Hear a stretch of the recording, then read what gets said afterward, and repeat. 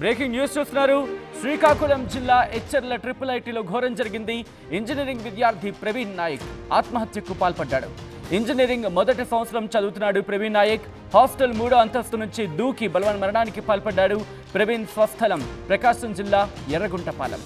ఘటనా స్థలానికి చేరుకున్నారు ఎమ్మెల్యే ఈశ్వర్రావు, డీఎస్పీ వివేకానంద్. బలవన్ మరణంపై దర్యాప్తు చేస్తున్నారు పోలీసులు. ఈ అంశానికి సంబంధించిన బ్రేకింగ్ న్యూస్ చూస్తున్నారు. శ్రీకాకుళం జిల్లా ఎచ్చర్ల ట్రిపుల్ ఐటీలో ఘోరం జరిగింది. ఇంజనీరింగ్ విద్యార్థి ప్రవీణ్ నాయక్ బలవన్ మరణానికి పాల్పడ్డాడు. ఇంజనీరింగ్ మొదటి ఏడాది చదువుతున్నాడు ప్రవీణ్ నాయక్. హాస్టల్ 3వ అంతస్తు నుంచి కిందకు దూకి బలవన్ మరణానికి పాల్పడడం ఒక్కసారిగా కలకలం రేగింది. ఈ ఘటనకు సంబంధించి కారణాలు ఏంటి అనే అంశానికి సంబంధించి ఇన్వెస్టిగేషన్ జరుగుతోంది. కానీ విద్యార్థులు మరి ముఖ్యంగా మధ్యకాలంలో కనుక గమనిస్తే ఈ బలవన్ మరణాల సంఖ్య ఎక్కువ అవుతోంది. ఇటు 2 తెలుగు రాష్ట్రాల్లో కూడా విద్యార్థులు ఈ బలవన్ మరణానికి పాల్పడడం ఆందోళన కలిగిస్తోంది. మొదట ఈ ఘటనకు సంబంధించి డీటెయిల్స్ తెలుసుకుందాం. ఆ తర్వాత ఇన్ డీటెయిల్గా మాట్లాడుకునే ప్రయత్నం చేద్దాం. మా ప్రతినిధి నాయుడు సిద్ధంగా ఉన్నారు అప్డేట్స్ అందించేందుకు. నాయుడు, అసలు ఏం జరిగింది? ఎందుకు బలవన్ మరణానికి పాల్పడ్డాడు? సచిన్, చూస్తే కనుక ప్రాథమిక దర్యాప్తులో పోలీసులకు విస్మయం చెందే నిజాలు మాత్రం వెలుగులోకి వచ్చాయని చెప్పుకోవచ్చు. ప్రవీణ్ నాయక్ అనే విద్యార్థి ప్రకాశం జిల్లా ఎర్రగుంటపాలెంకి చెందినటువంటి నాయక్ మాత్రం 3 ఏళ్ల క్రితం ఈ ప్రాంగణంలో ఇంటర్మీడియట్ జాయిన్ అవ్వడం జరిగింది. Intermediate first year second year పూర్తి చేసుకున్న ఆయన సీనియర్ ఇంజనీరింగ్ విభాగంలో ఉన్నటువంటి ఏదైతే వారు నివసిస్తున్న వసతి గృహం 3వ ఫ్లోర్ నుండి గత అర్ధరాత్రి తర్వాత ఆయన మేడ మీద దూకడం, అక్కడ విద్యార్థులు మేల్కొని ఉండడం, వాళ్ళందరూ కూడా గమనించి హుటాహుట్టి యాజమాన్యానికి సమాచారం ఇవ్వడంతో క్యాంపస్ అంబులెన్స్లో రిమ్స్ హాస్పిటల్కి తరలించగా చికిత్స పొందుతూ ఆయన మాత్రం మృతి చెందాడు. ఈ మృతితో క్యాంపస్ అంతా ఒక్కసారిగా ఉలిక్కిపాటు గురిచేసింది. ట్రిపుల్ ఐటీలో విద్యార్థుల ఆత్మహత్యలకు పలు కారణాలు కూడా వెలుగులోకి వస్తాయి. కాకపోతే ఈ విషయంలో మాత్రం నాయక్ అదే క్యాంపస్లో ఉన్నటువంటి ఒక విద్యార్థినితో లవ్ అఫైర్ ఉండేది. ఈ విషయాన్ని ఆయన ల్యాప్టాప్తో పాటు మొబైల్ ఫోన్ కూడాను స్వాధీనం చేసుకున్న పోలీసులు మాత్రం నమ్మశక్యం కాని నిజాన్ని కూడాను వెలుగులోకి వచ్చింది. ఇంజనీరింగ్ ఫస్ట్ ఇయర్ చదువుతున్న ఆయన అందరితో కూడాను సరదాగా ఉంటుండే. కాకపోతే ఈ నేపథ్యంలో ఎవరైనా కనుక ఆయన్ని సన్నిహితులు కనుక ఎవరైనా పిలిస్తే భోజనంకి వెళ్దాం తిందాం అంటే మాత్రం ఎన్నాళ్ళు బతుకుతాం, ఇంకా ఎందుకు తినాలి అన్నటువంటి ఒక ఆనందమైనటువంటి మెలకువతో వాళ్ళందరితో మెసులుతున్నాడు. కాకపోతే ఈయనకి వన్ సైడ్ లవ్ ఉందన్న విషయం మాత్రం తోటి విద్యార్థులు కూడా తెలియకపోయినా పోలీసులు స్వాధీనం చేసుకున్న ల్యాప్టాప్, అదేవిధంగా సెల్ ఫోన్లో ఆ కాంట్రాక్ట్స్ నెంబర్తో పాటు ఏ విద్యార్థినితోనైతే ఈయన లవ్లో పడ్డారో ఆ విషయం మాత్రం వన్ సైడ్ లవ్గా ఆవిడ తిరస్కరించడంతోనే మనస్తాపం చెంది గత కొన్ని నెలలుగా మాత్రం తోటి విద్యార్థులతో కూడా మాట్లాడినటువంటి నాయక్ మాత్రం ఈ విషయంలో లవ్ ఫెయిరే కారణం అని చెప్పి పోలీసులు నిర్ధారణకు వచ్చారు.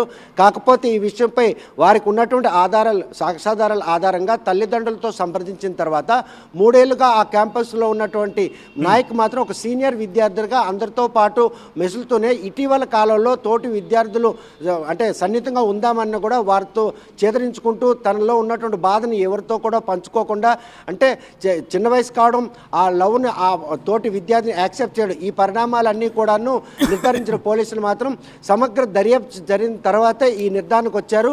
కేవలం లవ్ ఫెయిల్యూర్ కారణంగా నాయక్ బలవన్ మరణానికి పాల్పడ్డారనే విషయం మాత్రం స్పష్టమైంది. దీని అంతటికీ కళాశాల ప్రాంగణంలో సరైనటువంటి నిఘా విభాగం లేకపోవడం, అంటే విద్యార్థులు కో ఎడ్యుకేషన్ ఉంటుంది, కాకపోతే స్టడీ అవర్స్కి కానీ అదేవిధంగా వసతి గృహాలకు మాత్రం సెపరేట్గా ఆవాసాలు ఉంటాయి.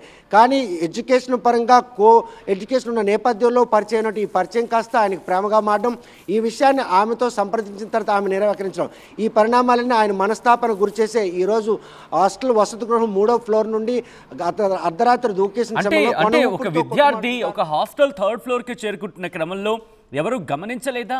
ఎందుకంటే చాలా మంది ఉంటూ ఉంటారు, మరి ముఖ్యంగా హాస్టల్కి సంబంధించి వార్డెన్ ఉంటారు, దాంతోపాటు కొన్ని సందర్భాల్లో ఫ్లోర్కి సంబంధించి ఇన్ఛార్జ్లు ఉంటూ ఉంటారు. ఎవరు గమనించలేదా? గమనించి ఆపే ప్రయత్నం జరగలేదా?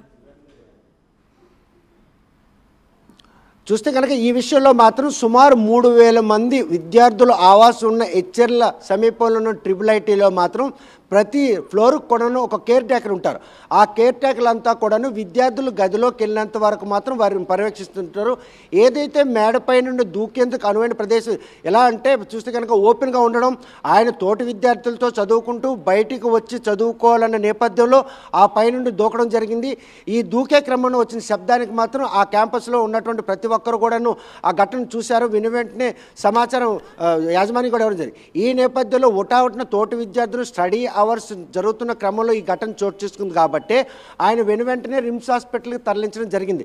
ఎంతలో వైద్యులు చికిత్స చేసినప్పటికి కూడాను తలకు బలమైన గాయం తగడంతో మాత్రం ఆయన చికిత్స పొందుతూ నాయక్ మృతి చెందడం జరిగింది. ఈ విషయంపై తెల్లవారు పోలీసులు అదేవిధంగా స్థానిక ఎమ్మెల్యే నడికుర్తి ఈశ్వరరావు కూడాను ఘటనా స్థలం చేరుకున్నారు. అసలు ఈ ఆత్మహత్య గల కారణాలు ఏంటని తోటి విద్యార్థులను కూడా అడగడం జరిగింది. కాకపోతే వారందరూ కూడాను మాతో పాటు చదువుకుంటున్న క్రమంలో బయటికి వెళ్ళి చదువుకునేందుకు ప్రయత్నం చేస్తున్నాడన్న ఒక విషయాన్ని గమనించి తాము మాత్రం తన వెంట వెళ్ళలేదు, మేము కూడా చదువుకుంటున్నాం. ఒక్కసారిగా శబ్దం రావడంతో ఏం జరిగిందని చూసేసరికి 3వ ఫ్లోర్ నుండి పడి ఉన్నటువంటి ఏదైతే నాయక్ ఉన్నారో ఆ నాయక్ రక్త మడుగుల్లో పడి ఉండడం, ఈ విషయాన్ని యాజమాన్యానికి వెంటనే తోటి విద్యార్థులే చెప్పడం జరిగింది. ఇటువంటి పరిణామాలు చోటు చేసుకునే నేపథ్యంలో కేవలం పర్యవేక్షణ లోపమే ఈరోజు IIITలో విద్యార్థుల ఆత్మహత్యలకు ప్రధాన కారణమని మాత్రం స్పష్టమవుతుంది. ఈ విషయంలో మాత్రం పోలీసులు సమగ్రంగా దర్యాప్తు నిర్వహించే క్రమంలో ఆ రూమ్కు వెళ్ళి ఆయనకి సంబంధించినటువంటి ల్యాప్టాప్ కావచ్చు, సెల్ ఫోన్ కూడా స్వాధీనం చేసుకున్న తర్వాత ఆ రెండిట్లో కూడా విస్మయం చెందినటువంటి వాస్తవాలు మాత్రం వారికి కంటికి కనబడ్డాయి. కేవలం వన్ సైడ్ లవ్ కారణంగానే ఈ విషయాన్ని తోటి స్నేహితులకు కానీ అదేవిధంగా విద్యార్థులు కూడా చెప్పుకోలేదు. ఎందుకంటే సీనియర్ విద్యార్థి కావడంతో ఆయన కూడాను అందరితో సన్నిహితంగా ఉంటుండే. ఈ ఆత్మహత్య గల కారణాన్ని మాత్రం తల్లిదండ్రులకైతే ఈ విషయం చెప్పకపోయినా సన్నిహితులకు స్నేహితులకు చెప్పుకునే అవకాశం ఉంది. కానీ ఆ విషయాన్ని కూడా గోప్యంగా ఉంచి 2-3 నెలలుగా మదనపాటు గురవుతున్నాడు. అందరితో పాటు సరదాగా ఉన్నటువంటి నాయక్ ఈ విషయంలో ఎందుకు ఇంత మదనపాటు గురవుతున్నాడనే విషయాన్ని తోటి విద్యార్థులు కూడా పసిగట్టినప్పుడు కొనను ఏ విషయం తెలియకుండా యాజమాన్యానికి ఎలా తెలియజేస్తాం. తమతో పాటు చదువుకుంటున్నటువంటి తోటి విద్యార్థి ఒక్కసారిగా మేడ మీద దూకి ఆత్మహత్య చేసుకోవడం మాత్రం వారందరికీ అప్పటికే భయాందోళన గురైంది. కాకపోతే రాత్రి హుటాహుటిన చికిత్స తీసుకెళ్ళినా కూడాను ప్రవీణ్ నాయక్ని మాత్రం కాపాడుకోలేకపోయారు. క్యాంపస్లో జరుగుతున్నటువంటి ఇటువంటి ఆకృత్యాలు అంటగట్టాలంటే ఎట్టి పరిస్థితుల్లో కూడాను యాజమాన్యాల్లో కఠినమైన నిర్ణయాలు తీసుకోవాలి. వారు స్టడీ అవర్స్ నిర్వహించుకున్న కానీ లేకపోతే ఏదైతే వసతి గృహాల్లో కానీ సెక్యూరిటీ ఏర్పాటు చేయాల్సిన ఆవశ్యకత ఎంతైనా ఉంది. ఓన్లీ ఎడ్యుకేషన్ అంటే తరగతి గదుల్లో మాత్రమే కో ఎడ్యుకేషన్ ఉంటుంది. మిగతా సమయాల్లో వసతి గృహంలో ఉన్న వేరువేరుగా వసతి గృహాలు ఉంటాయి. ఆ వసతి గృహాలు వేరువేరుగా ఉండే క్రమంలో తరగతుల గదిలో ఉన్నటువంటి ఆ లవ్ అఫైర్ మాత్రం ఈరోజు వసతి గృహంలో ఒంటరిగా ఉంటూ తన తోటి విద్యార్థికి ఈ బాధ చెప్పుకోలేనటువంటి ప్రవీణ్ నాయక్ మాత్రం ఆత్మహత్యకు పాల్పడ్డాడన్న విషయం మాత్రం పోలీసులు నిర్ధారించారు. ప్రస్తుతం మాత్రం ఆ బాడీని రిమ్స్ హాస్పిటల్లో ఉంచారు.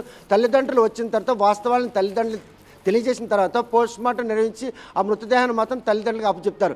ఇంత వేలాది మంది IIITలో గ్రామీణ మధ్యతరగతి కుటుంబాలకు చెందిన విద్యార్థులు ఏదైతే సాంకేతిక పరిజ్ఞానం అందుబాటులో తేవాలనుకున్నట్టు ప్రభుత్వం ఉద్దేశాన్ని మాత్రం తూట్లు పొడిచే విధంగా యాజమాన్యాల నిర్లక్ష్యం విద్యార్థులు పాలిట శాపంగా మారిన దండంలో ఎటువంటి అధ్యక్షులు ఇటువంటి బలవన్ మరణాలు మునుముందు జరగకుండా ఉండాలంటే ఆ కళాశాల ప్రాంగణంలో మాత్రం నిఘా విభాగంతో పాటు సెక్యూరిటీ ఏర్పాటు చేయాల్సిన ఆవశ్యకత ఎంతైనా ఉంది. సచిన్ రైట్ సత్యనాయుడు, మొత్తంగా అయితే మాత్రం శ్రీకాకుళం జిల్లా హెచ్చర్ల IIITలో ఘోరం జరిగింది. ఇంజనీరింగ్ విద్యార్థి ప్రవీణ్ నాయక్ బలవన్ మరణానికి పాల్పడ్డాడు. ఇంజనీరింగ్ మొదటి ఏడాది చదువుతున్నాడు ప్రవీణ్ నాయక్. హాస్టల్ 3వ అంతస్తు నుంచి దూకి ఆత్మహత్యకు పాల్పడ్డాడు. ప్రవీణ్ స్వస్థలం ప్రకాశం జిల్లా ఎర్రగుంటపాలెం. ఘటనా స్థలానికి చేరుకున్నారు ఎమ్మెల్యే ఈశ్వరరావు, డీఎస్పీ వివేకానంద్. ఆత్మహత్యకు అంటే బలవన్ మరణానికి సంబంధించి ఆ అంశంపై దర్యాప్తు చేస్తున్నారు పోలీసులు.